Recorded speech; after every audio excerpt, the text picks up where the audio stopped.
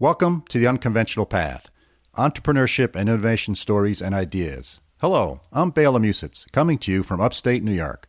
I'm a former 3-time entrepreneur, venture capitalist, and business school professor. And coming to you from Münster, Germany, I'm Mike Wasserman, professor of international management at the Münster University of Applied Sciences.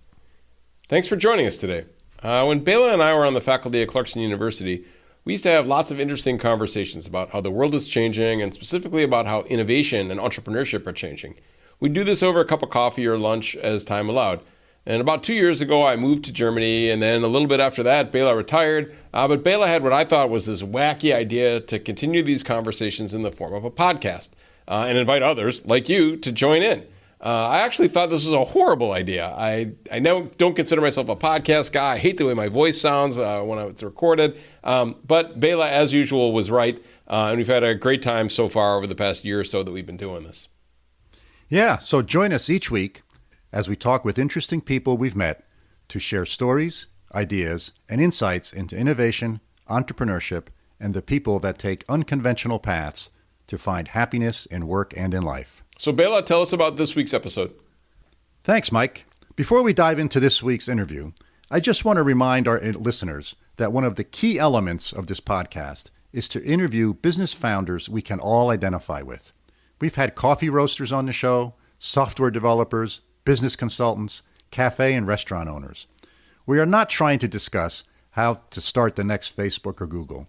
We want to bring you stories that you can hopefully will inspire you to realize, hey, I can do that, and then take the next step to start on your business journey. This week's guest is Jackie Ducci. She is the founder and CEO of Ducci and Associates. This is a really interesting interview, Bela, but before we begin, let me take a second to remind our listeners that this podcast is brought to you in part by the law firm of Phillips Lytle LLP. And this is a sponsorship that makes a lot of sense to us. Bela, you know this firm well, don't you? I sure do. I have worked with the key entrepreneurship practice partners at Phillips Lytle for over 20 years. Their nationally recognized attorneys take an entrepreneurial approach to legal matters, and they have a long history of success with startup businesses. Phillips Lytle is my go-to team for guiding startup businesses down the path to success. So we're excited to have Phillips Lytle as our show sponsor.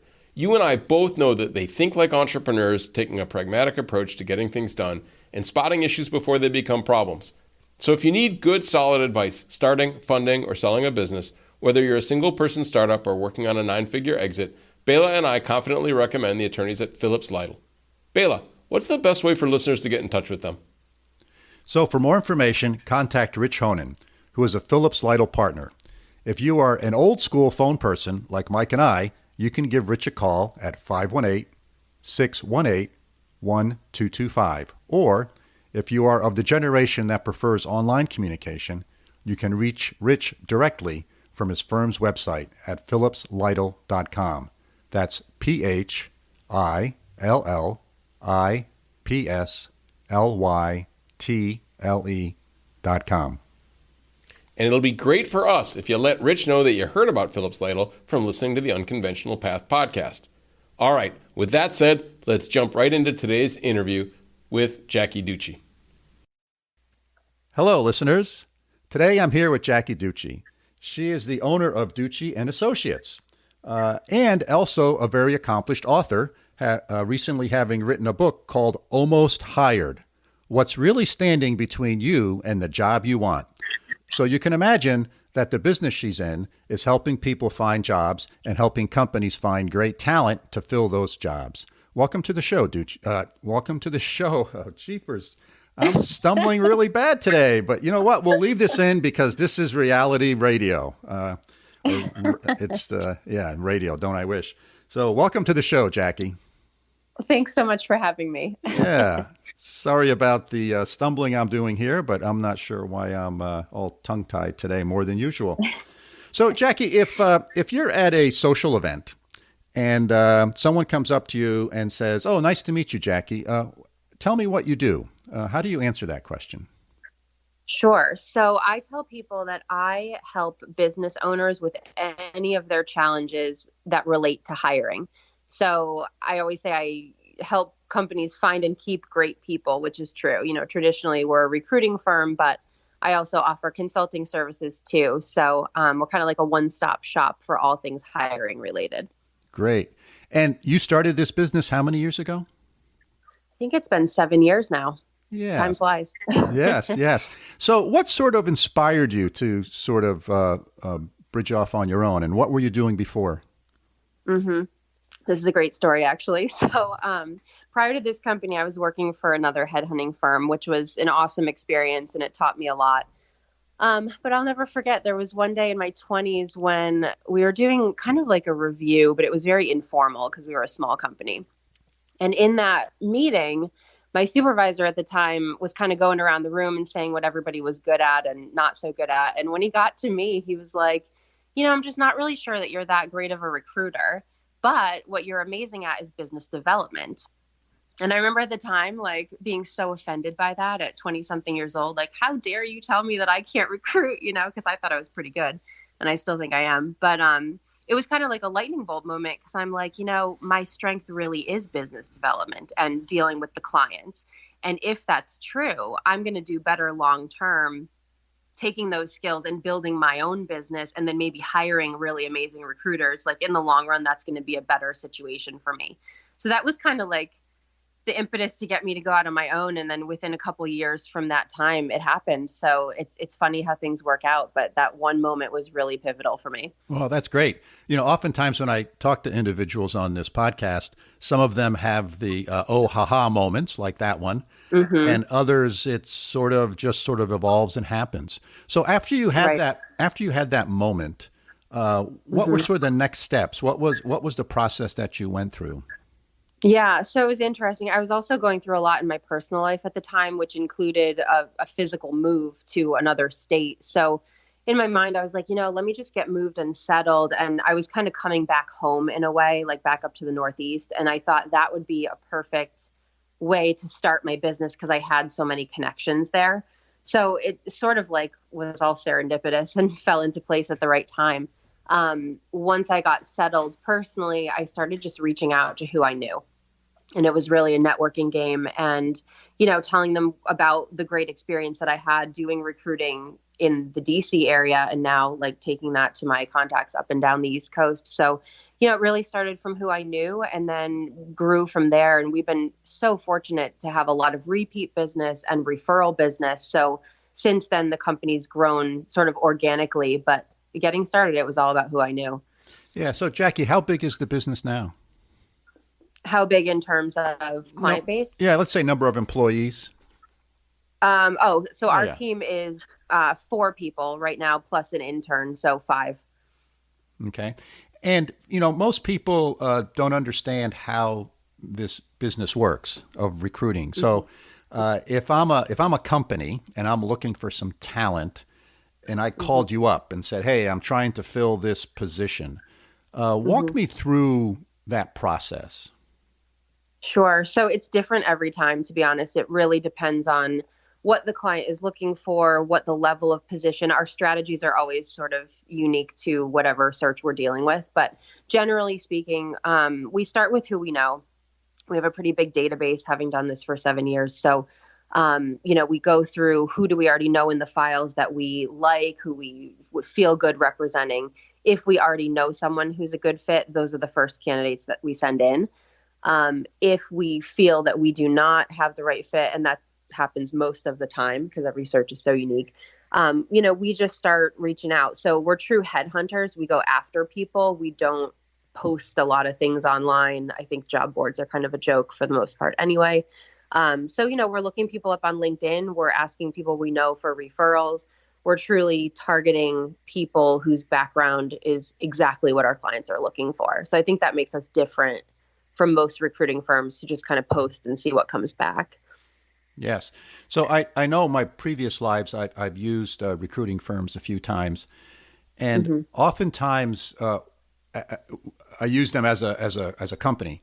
And oftentimes when I began that process, I sort of had a different vision or idea of the type of person I wanted then. And one of the things the recruiting firm helped me do was sort of understand what I really need.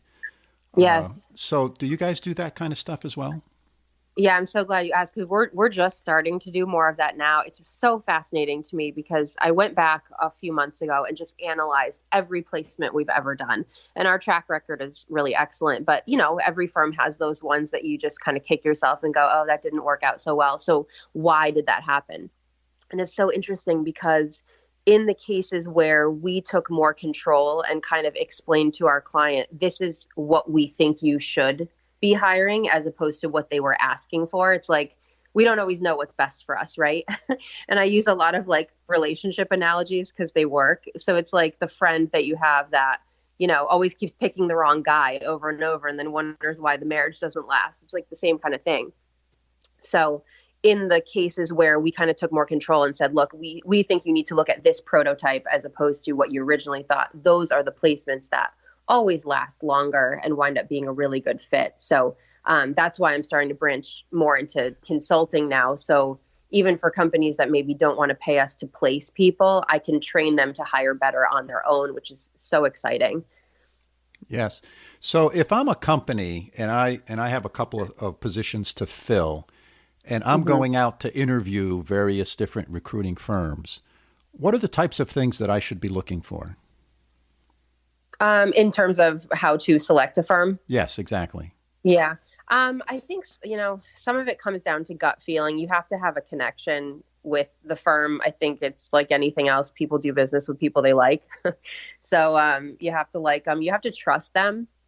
I think that, I've heard over and over, unfortunately, in the recruiting industry, there are some not so ethical people and a lot of firms that are just about cranking out numbers and not necessarily listening to their clients. So, I would ask for references. I would talk to other clients that have used the firm. I think that's always the best way to kind of know what it's like to really work with someone in the real world. So, do your diligence and be selective. And also, I think, don't be afraid to ask for a non-exclusive agreement and work with multiple firms.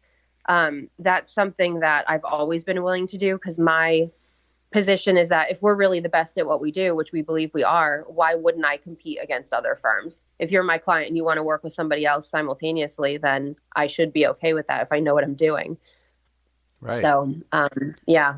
And are there firms that specialize in sort of different industrial areas or different types of skill sets or different types of levels? Oh, yeah. I mean, you can find a firm out there for pretty much anything. We're a little unique in that we do have a niche in hospitality. We do we have a lot of hotel clients, but, we do a ton of professional services and just infrastructure. So we're a little more general, I think, than a lot of firms out there. But I mean, if you're in a particular industry and you're looking for someone who only does what you do, you can find them. Okay.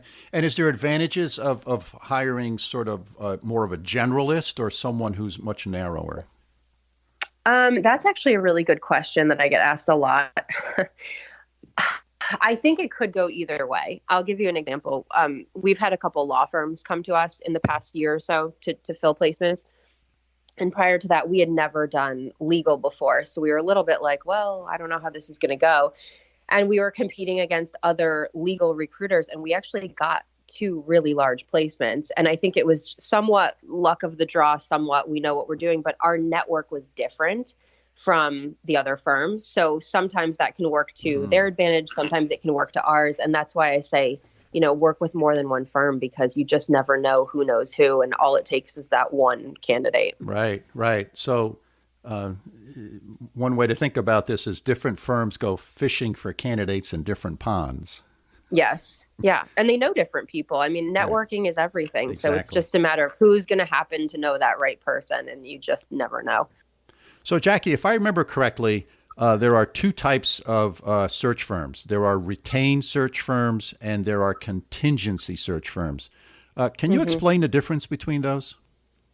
Sure. And some firms actually do both. They'll have 2 different contracts, but it's really a matter of kind of how they're paid. So a contingent firm runs a search and they're paid at the end, assuming that there's a successful placement. And then if you're running a retained search, you're usually paid up front, but it's an exclusive agreement where you're being paid and then you kind of do the work after the fact. Okay, so that's very helpful. And Are there advantages or disadvantages to each of those?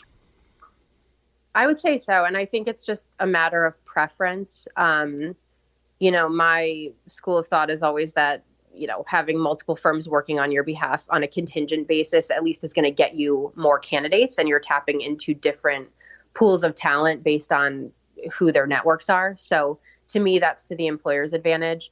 I think the logic behind a retained search is that you're getting one firm really focused on you, giving you everything they've got. So if they know the right person, that's amazing, but they may not. So you can be disappointed, I guess, in either situation. So you just have to go with what you're comfortable with.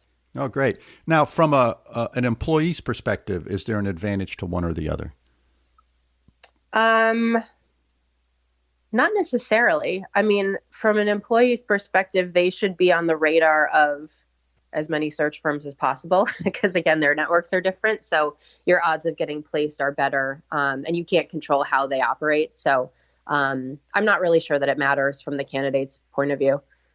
Okay, great. That was very helpful. Thanks. So when you're looking for a candidate to fill a particular position, what type of diligence, screening, et cetera, do you do on the candidate? So when you present those to me as the owner of a business, what sort of work have you done before they get shipped off to me? Sure. So it's always, more than one conversation with my team. We like to do at least 2 interviews, usually with 2 different members of our team, because we think it's really interesting how candidates will sometimes give a different impression to one person versus another, or they'll give conflicting information to one person versus another. So we've just caught people in some really strange lies and different things by having, multiple calls with different team members. Yes. If two of our executive team ladies like someone, it's usually a really good person. If they've got mixed feelings, then it's something we need to talk more about. So always at least 2 interviews. We do reference checks. It's amazing to me how many companies do not do reference checks. You can get so much good information by doing that. So that's always part of what we do. Sometimes that's not till later in the process, when we know a client at least has some degree of interest in someone, but it's a piece of diligence I think is super important. And, we just really go through their background with a fine-tooth comb, again, by actually causing or forcing someone to talk you through every step of their career. You get a lot of information about not only what they've done, but their needs, their wants, and that helps us kind of match them appropriately to our clients. Yeah. Okay. Excellent. So are there challenges or more challenges in recruiting people for small startup firms versus, recruiting somebody for an IBM or a General Electric? Not necessarily. I mean, no, not really. I mean, everything that we do is so unique, and every description that's given to us by a client, no matter how big they are, is just so different. We feel like we're kind of starting from square one every single time we get a new search. I mean, I think the only thing with the bigger companies is that they have more brand awareness. So that can help or hurt depending on how the reputation is. And then when you're hiring for smaller companies, like we may try to sell candidates on going to a small company and they've never heard of this firm before. So then we have to do a lot more selling to kind of get them, not that we're selling, but you know what I'm saying? Like we have to give them more information about kind of what they would be signing up for. But we always tell people just go take a meeting, because you really don't know if the chemistry's there or if you like the culture and all that until you actually show up and see what it's all about. Right, right. How has sort of the recruiting landscape changed from the? I'm kind of talking about companies right now, and then at some point in time here in the conversation, I want to switch to sort of the employee's perspective. But from a company's perspective, how has the landscape changed for them in finding employees, retaining employees? Yeah, they're just struggling, like more so than ever. It's hard. I mean, hiring is always difficult. I mean, it just is. But with unemployment so low, it's just a whole different level of difficult. I mean, what I hear all the time is companies say they used to be able to just put ads out on LinkedIn or Monster or wherever, and they would get a ton of applications. And it was just a matter of, all right, we need to sift through and find the right person. And now they're just getting nothing, or they're getting applications that just people with backgrounds that have nothing to do with what the position is for. So it's just junk. So it's tough. It really is. We also recruit for construction. That's one of our industries that we specialize in. And there, you see a lot fewer young people going into industries like that now. So there's just a talent shortage, period, let alone the fact that unemployment's low anyway. So it's tough out there. It really is. It really is. So that sounds like it's sort of an advantage to the job seeker right now. So if you're looking for a job or looking to switch jobs or find a new, better opportunity, it's a pretty good time to be doing that. It's a good time to be doing that if you're a savvy job seeker, which is a perfect segue. Yeah. So what does a savvy job seeker mean?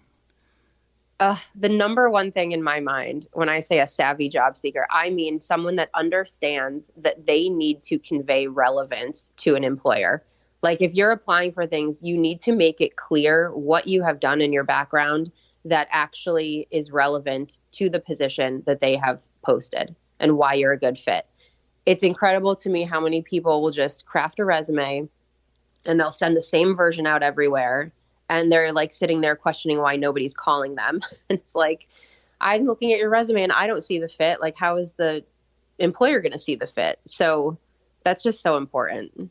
And do you help clients with that? We help candidates with that if and when we believe they are a fit for something. We have placed people that, like, I can tell sometimes just by where someone's worked or something about them when I interview them, like it's a gut feeling. I know they would be amazing for a certain client or a certain, role, but in the resume that they've given me, like I wouldn't think that it's a fit unless I spoke with them. So in those cases, that's when I say, we need to do an overhaul. We need to highlight this. We need to delete this. And just, you can make somebody look like two completely different people on paper by doing things like that. And then we've literally had placements this way and they've worked out really well. But again, it takes an expert in the middle to kind of show both sides why it's a good match in order for them both to see it. Yes. So how has, what are the things that employees are looking for these days? What are the things that they get excited about? And what are the things that are sort of turnoffs for them when it comes to jobs? Interesting question. Yeah, I find it's different for everyone. But one thing I'm noticing across the board is that everyone seems to be really tuned into benefits nowadays, like the miscellaneous benefits, like the work remote opportunities, the casual Fridays, like the bell and whistle kind of things that just never really entered the dialogue several years ago. And I think some of that is because unemployment is low. And so companies are throwing more of that stuff out there to attract people. So it's just, a piece of information that people are always seeming to look for. Yeah. So yeah, that's been interesting. So what are some of the biggest mistakes that companies make when they're interviewing somebody or they're trying to, get someone to come work for them? Yeah, so many things. I mean, I wrote an article about this recently. The timeline is a huge thing. So a lot of times I will see employers drag their feet thinking that they're doing their diligence. Like they could have an amazing candidate be the first one to interview. And they're like, wow, we really like them, but they're the first one through the door. So we want to just give it more time and talk to more people. And it's like, oh my God, you're going to lose the perfect person. Sometimes your best fit is the first one through the door. And if you wait and drag your feet, somebody else is going to snatch them up if they're really as good as you think they are. And then you've lost and you're scrambling. So I think not being afraid to pull the trigger when the first person or the right person shows up, whether it's beginning, middle, or end of the process, just do it. That's huge. I see a lot of companies lose good people that way. Another thing is just trusting your gut instinct. I hear employers all the time say, they beat themselves up over the bad hires that they've made over the years. And 9 times out of 10, they'll tell me, I knew something was a little off about so-and-so or something was bothering me, but I did it anyway because their background was perfect. And then they regret it later. So I think deep down, like we all know when we tune in what's best for us and for our companies. And when you ignore that little voice, you can get into trouble. So those are two of the things I see happen a lot. Yeah. And now what about from the employee side? What are the big mistakes besides not having a good resume that really addresses what the business is looking for? What are the mistakes they make? I think I see a lot of people now, especially younger people, just willing to like haphazardly go through their career. Like then it's like shiny ball syndrome. Like something pops up that looks interesting. Oh, I'll just go over here. Oh, I'll just go over there. And it's like, you can only do so much of that before you start to look like a real flake. And by the time you hit 30, nobody's going to want you because you jumped jobs 7 times in your 20s. So I think what job seekers need to do more of is just self-reflecting and getting clear about what do they actually want their track to look like? Because every decision you make early is going to set you up for something later on, whether it's good or bad. So just thinking about what you want, what works for you, what doesn't work for you, and then like sticking to those points when you're applying for things. Like don't just pick a bad fit because you're hating your job currently. Like, not jumping for the sake of jumping. Right. Are there parts of the country where it's really difficult to recruit people to? Yes, 100%. We struggle with this all the time. Because we work with hotels, we've got, clients in literally all 50 states. And so there are certain ones that call us and we just go, oh no, I'm not going to mention specific locations, but certain ones where we go, oh gosh, it's going to be so hard to get somebody to move there. So yeah, that can be a huge challenge, but that's why we get paid to do what we do, because it's not easy. So yeah, is that a metropolitan versus rural challenge, or is it different? Generally, yes. Cities are easier to convince people to go to. Also, the talent pool is just larger in cities, so our odds of finding someone already in New York or already in South Florida or DC or wherever, it's just greater that the right person's already going to be there and they're not going to have to relocate. So it just makes our job a lot easier.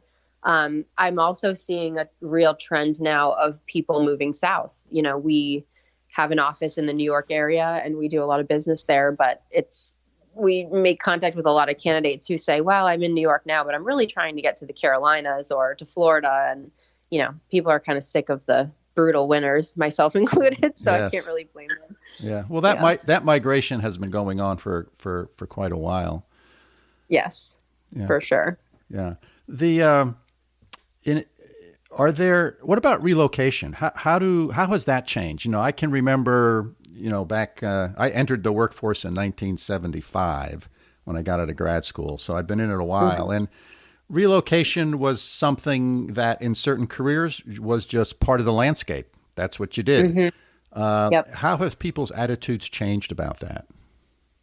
From the employer side, they seem to be more open to it now than ever before, because I think because of this talent shortage, they have the mentality of, well, if you find the right person elsewhere and they're willing to move here, we still want them. Whereas years ago, they would have said, oh, it's too much effort. So they seem to be more open. Also more open to work remote or partial work remote kind of arrangements for especially senior level positions.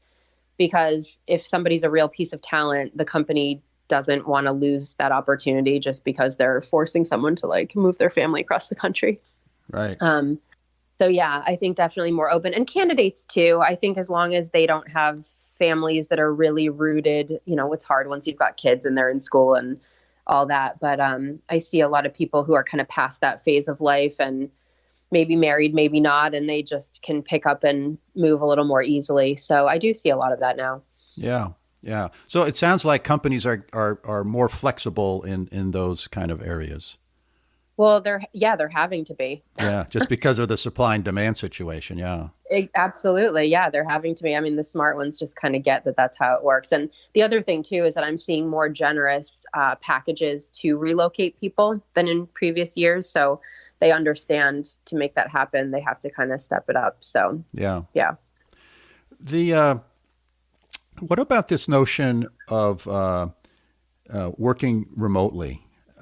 Is that a trend? I know, for example, my son, who's a computer person, He works from home 4 days a week, and 1 day a week he drives about an hour to go to the office. And they have I think about half the employees in that organization work remotely. Some from very far away. So how's that trend changing your job, and how's that how's it impacting businesses and the recruiting process?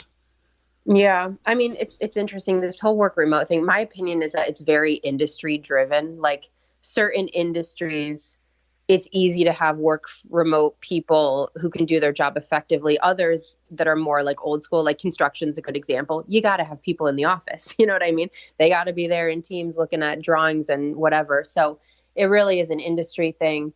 In terms of how it's changing our job, I don't know that it really is, other than enabling us to look nationwide for positions, which certainly helps. The bigger the pool we can pull from, the better. But yeah, I think that's a trend that we're going to see continue to be on the rise. Even in cities, like I used to live in DC, and the traffic, anyone who's there knows it's absolutely horrendous. And so you don't want to be losing 2-3+ hours a day sitting in the car, and employers understand that it just doesn't make any sense if you can avoid it. So I think we'll see more of it. Yeah. Are employers more sensitive these days to what's called the work-life balance? I would say so, generally speaking. Again, that's a little bit industry specific, but yes, I mean, I think it just makes sense that if your employees are happy, they're going to do a better job for you, and culture is really important and all of that. So yeah, I mean, I would say I've seen them be more sensitive to all of that in, say, the past couple years than previously, for sure. So if I'm interested in working for a particular organization, and they've made me an offer, and now we're into the negotiation process, how does one sort through sort of what's negotiable and what's not? Well, people overcomplicate this all the time, and you'd be amazed how many deals fall apart in the negotiation phase that should not come apart. So my advice to both sides, candidates and employers, really is you've got to know before you even have the right employer or the right candidate sitting in front of you. You've got to go into the search knowing like what you're willing to budge on and what you're not. Just what are your bookends? Because the answers are different for everyone. For candidates, like really know what's your target salary, like what's your high, what's your low. And then that way, when you get into negotiations, it's easier to be more practical and less emotional about it. It's like either it's going to match up or it's not, and it's not personal. The other thing candidates really need to understand when it comes to salary is that companies budget for roles. They don't pay people. It's like everyone gets so offended when they feel like the number isn't right or something like that. It's like, if you're applying for an assistant director, you can't come in making more money than the director. Like there's a budgeted range. So it's not about you.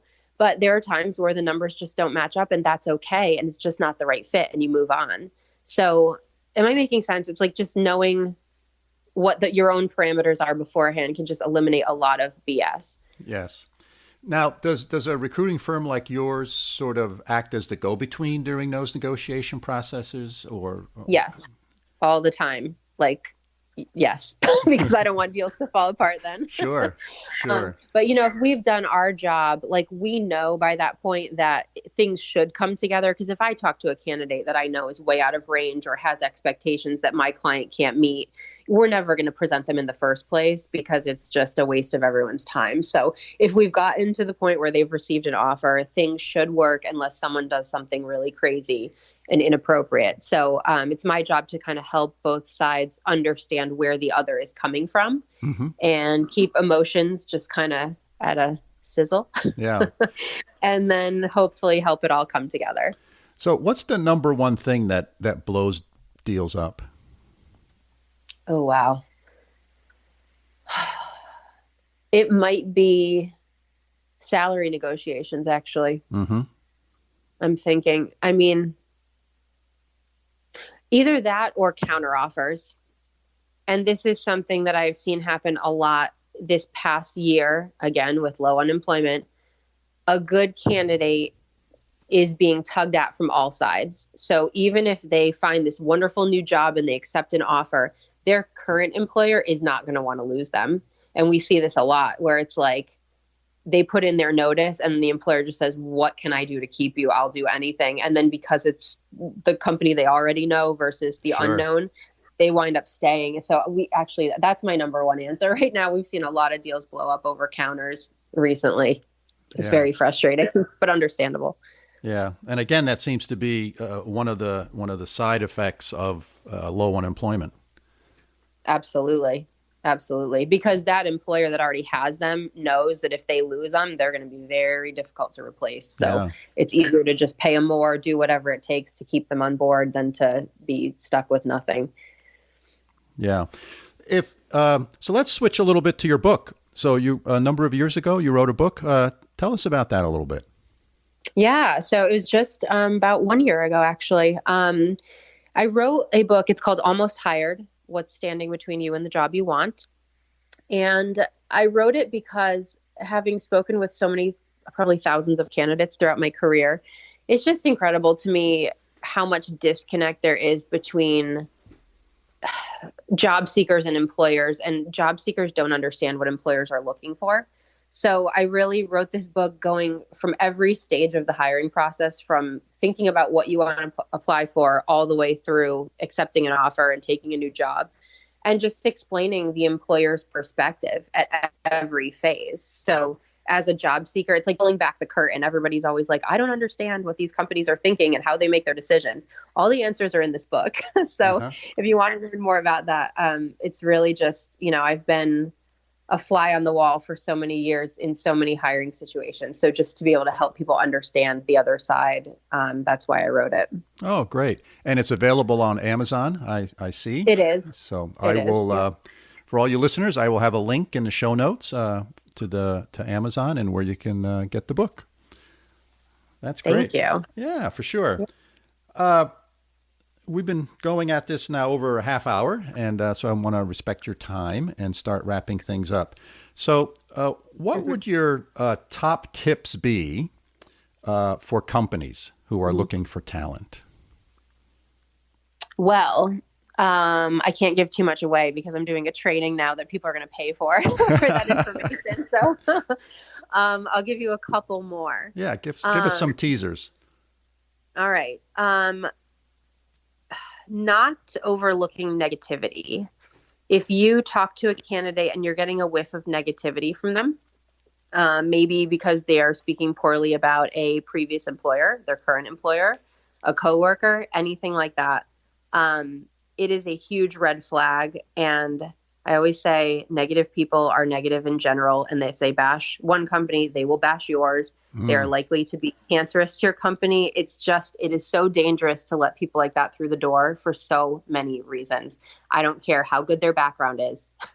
It will not be worth it to you if they damage your reputation. So that's something that's often overlooked that I think is hugely important. Yeah. So always pay attention to that. That's really good advice, because in all the various different folks I've talked to, they've all talked about attitude and how attitude trumps everything. And, Yes. and fundamentally, I think that's what you're saying also, right? If you got to have the right attitude. It permeates every level of the company too. I mean, when you let a bad apple in and they're cancerous to the company, I mean, it's going to destroy the morale of good people who then are not going to want to stick around. So I think what I'm saying is I don't think people understand the impact of that. Yes. It's like, oh, don't let a negative person through the door, big deal. But it actually really is a big deal. Yeah. And especially for smaller companies, it can hugely impact other people and a lot of different things. So it's very important. Yeah. Great. Did you have more big top tips for companies? I can give you one more. Let me think. Not getting so stuck on a resume that you overlook other aspects of the person. This is the other thing, especially now when it's so hard to find people with the background that these companies are looking for. They'll get the one perfect resume and they'll get so excited about the person. It's like they've almost decided they want them before the person even interviews. So then they might come in and maybe they're not a great culture fit, or maybe their needs are not really aligned. Something else is off, but then they miss that red flag because they're just so excited about the resume. So always remembering to evaluate people in 3 dimensions and taking that all into account when you make your decisions. Oh, that's great. Great advice. Now, what about for job seekers? What are your top tips for job seekers? Well, the number one is the relevancy, always conveying that. The self-awareness is really big. I know we kind of touched on that, but I think especially for young people, I have a lot of like college kids coming to me all the time saying, what can they do to set themselves up properly going forward? And, not enough emphasis is placed, I think, on self-awareness when you're young. It's really about figuring out, like, who are you? What do you want? It's not even career. It's about like all the miscellaneous stuff. Like, do you want to be in a big company versus a small company? What kind of people do you like to be around? Where do you want to live? Like, these are the questions that I feel like parents, teachers, whatever, are not asking enough. And if you're really clear about who you are and what you want, the job will kind of fall into place or be more likely to easily fall into place. So stop worrying about, what college you're going to and what, I don't know. It's just, there's a bigger picture I think is really important. Yeah. So that's big. Excellent. Excellent advice. So Jackie, is there any questions that I should have asked you that I didn't? Oh, that's pretty thorough. Well, thank you. Thank you very much. Yeah. Great interview. No, I don't think so. That was a really good overview of both sides. And I can't think of anything else. Well, great. Well, thank you very much for being a guest on the show, Jackie. Thank you. It's been really fun. I've learned a lot. And thank you very much for being here. Yeah, thanks for having me. Really appreciate it. Hey, Mike, what'd you think of that conversation with Jackie? I thought one of the things that really brought into focus for me is the importance of human capital in all businesses and in particularly in startup businesses. What did you think? Agreed. I mean, I think you and I have both seen so many startups struggle because they didn't have a good handle on human capital. Obviously, I think companies that are small and just starting don't have the wherewithal to hire an HR professional, right, to kind of handle all their people management stuff. But I would argue that's the critical time that you really need that good guidance on staffing, on recruiting, on selecting, on negotiating the salary package, right, on training, employee development, all these things that are so critical. And most startups don't have anybody that really has in-depth knowledge. And that's where Jackie kind of has this cool business model, right? So she said she works both with startups and with big companies, but somebody like her can come in and really help a startup grow their human capital in a neat way. So I think that this is a really critical notion for entrepreneurs. Really, if you don't have expertise in HR, don't try to fake it. Don't go online and say, I can look this up and do this. You'll make a lot of mistakes. And we've seen time and time again where companies made big hiring mistakes. Yeah? Yeah, I've used recruiters many times in my previous lives, and I think one of the great value adds that they had was actually helping myself and the organization focus in on exactly what we were looking for. And oftentimes what we thought we were looking for was not quite correct.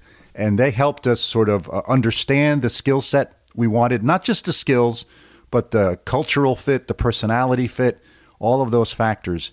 And we weren't really thinking of those as an organization. We were trying to fill a critical need and we were in a rush, et cetera.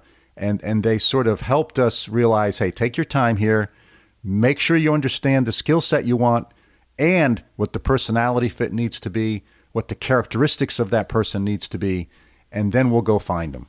And that was, to me, oftentimes the big piece of the value add that they brought to the table. Yeah, totally agree. It's something that people will say, okay, I'll go and get a template off the internet and write a job description, and I'll use that to make an ad, and I'll send the ad out. But as Jackie was saying, the world doesn't work like that so much anymore, right? Gone are the days where you can put an ad in the classified section, right, and get 100 resumes. Or even sending a message on LinkedIn and posting a job posting there and hope to get a whole bunch of resumes from a diverse group of people that are qualified and that can help you.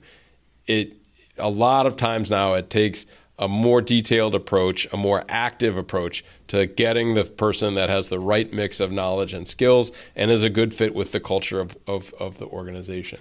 So I really like this kind of idea. And, she gets it because she was an entrepreneur. And this is another person that didn't start out as an entrepreneur, but worked for a small company, gained the experience to see how a small company should run, what is good to do and what's not good to do. And then she took that knowledge and went out on her own. And I really think that young people who might be in university right now are thinking about this, or in high school or whatever, say, I want to be an entrepreneur.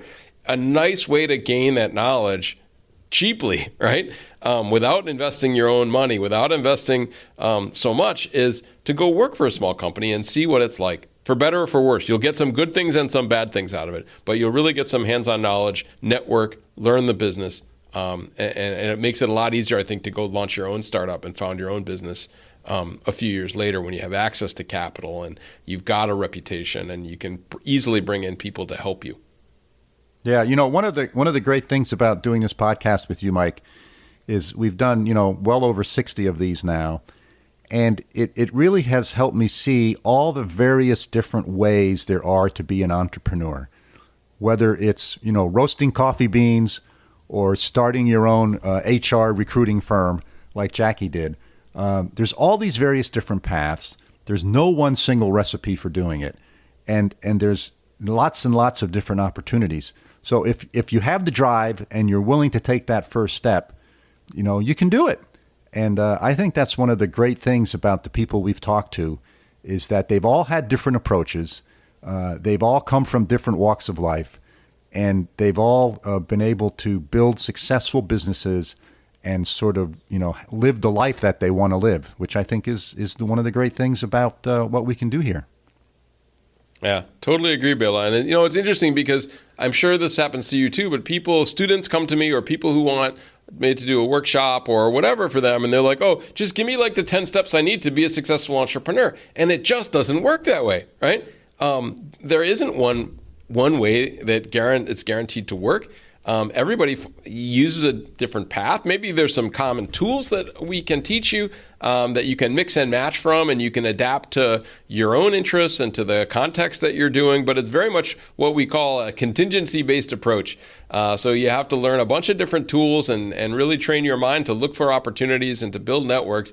But everybody's path to success looks different. I really think that's an important point that you make, Bela, and it's something that I struggle with, especially here in Germany, where there's a tendency for like the students to like something very structured and clear steps, and I have to really battle with them in a caring, loving way, right? To say, look, entrepreneurship is really about ambiguity at its heart. That there's a lot of uncertainty in becoming an entrepreneur.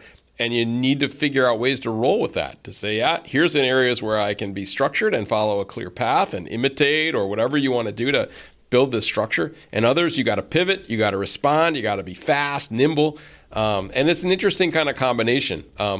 It was funny, the story that Jackie told about how she started the business, right? She got that really negative feedback as a young recruiter that she wasn't very good at it. And she was like, right? And I've seen that moment. I've had that happen to me, and I've seen that in other people. And all of a sudden you turn a very negative feeling and a very crappy feeling, right, into this moment to open your eyes and say, hey, there are some other ways to do this. And maybe this is one of those moments that can really help me understand what paths are the best for me to follow. So I thought that was really kind of cool. Open to criticism, took it to heart, and used it to her advantage. That's right, and made that a pivotal moment in her life. Yep. Could have used it to go to be negative and to turn hostile, and but used it as a positive. So I thought that was great. So that was kind of cool. I also liked the idea that she talked about being reflective and using self-awareness to craft a strategy, right? What type of company do you want to work at? What industry? What city? What level of responsibility? Do you want to work by yourself or as part of a team? Do you want to be client-facing or not? And use that to become a savvy job seeker, right? This idea of it doesn't have to be one path, right? It could be, I'm interested in 3 types of career options or 3 types of paths, right? But as long as you can enunciate that, right, you can help a recruiter help you, or you can make that LinkedIn profile better, or you can use that to network when you're meeting people at a cocktail party or an industry event, to really clearly state, hey, these are my interests. This is what I want to do with my career, and give those people an opportunity to help you in a clear way. Yeah, agreed. Agreed very, very much, Mike. What about her comments on negotiations? Great advice. I loved her term, knowing the bookends, right? And her advice to take the emotion out of it by doing your homework, know the minimum that you will settle for and know the maximum. If you read Getting to Yes and you've taken a negotiation class, you know the term BATNA, right? Your best alternative to a negotiated agreement, right? So know these things going in, and you can take the emotion out and do a better job. But the other thing I loved about what she said is, hey, let me help you with this, right? If you're a job seeker and you've got somebody else, let me help you negotiate, because I can ask both sides, and I can kind of, I don't like to say insert herself in the middle, but act as that non-emotional broker to try to find both sides to get this ZOPA, this zone of potential agreement together, so you can have a much greater likelihood of making a deal that everybody can be happy with. Right. Exactly. You know? And if everybody's honest, if you get to the point where things break down, you shouldn't have been in the pool in the first place, right? If this is like, oh, I need to make $150,000 and this job pays $50,000, what are you doing applying for the job anyways, right? Exactly. That's another place where a recruiter can help. Yep. Know the norms in the industry. The average pay for this job in this region is this. You can find, and a good recruiter will tell you that, but you can find that out for yourself. Right? There's lots of resources on the internet about average salaries at different companies for different types of jobs. Yep, absolutely.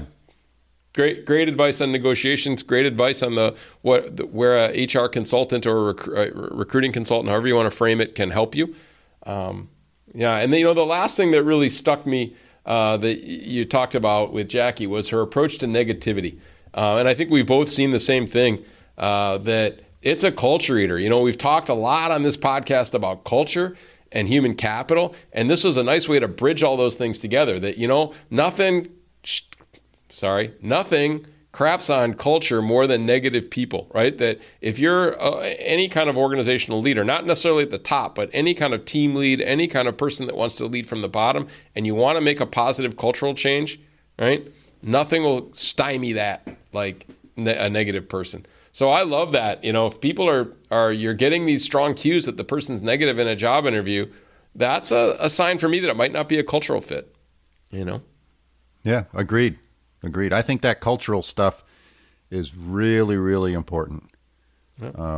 And it can take an organization down if you're not careful. Yep. But I also have seen plenty of evidence. I mean, I think you want to try not to hire those people if you can. But I've also seen where people's life situations change and they become negative. I've seen that a lot. And I've also seen people who are negative with good coaching and good managing, right, and good leadership become positive again. Sometimes it's not related to work, but sometimes just, hey, do you realize how negative that sounds? Do you realize when you say things like this that it has this impact on others around you? And I think a good manager in a closed-door conversation can turn people on. I've done it with colleagues, right, that I don't even manage, to say, hey, this is the third time you've brought something like this up in a meeting, and it really brings the rest of the team down. It brings the colleagues down. I don't know if you're doing that on purpose, but I just wanted to give you that info and that feedback because people are talking about it. And 3/4 of the time, at least, people are like, oh my gosh, I didn't mean it that way. Right. Right. Self-awareness. Or the other quarter, it's awareness. Or the other quarter of the time, it's like, yeah, I know, and I think this sucks. I'm like, well, do you realize that there might be other ways to change this, right, than to just be negative about it? So I think that there's ways. I mean, I wouldn't be so strong to her to say never hire a person where you get a sense of negativity. But I think as a manager, it needs to be something that's on your radar screen and something that you can use to develop the people that report to you, or just to be a good colleague, just to say, hey, heads up, right? This is coming across this way. Don't know if you mean it like this or not.